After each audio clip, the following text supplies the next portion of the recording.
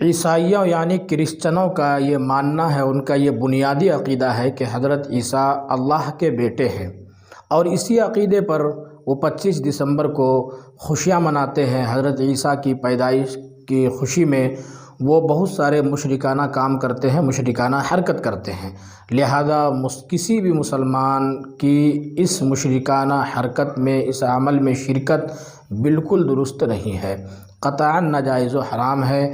نہ اس دن کوئی مخصوص کپڑا پہنے، نہ بچوں کو پہنائے، نہ اس دن کوئی مخصوص کھانا کھائے، نہ ان کے چرچوں میں جائے، اور نہ ہی ان کے کسی عمل میں شریک ہوں۔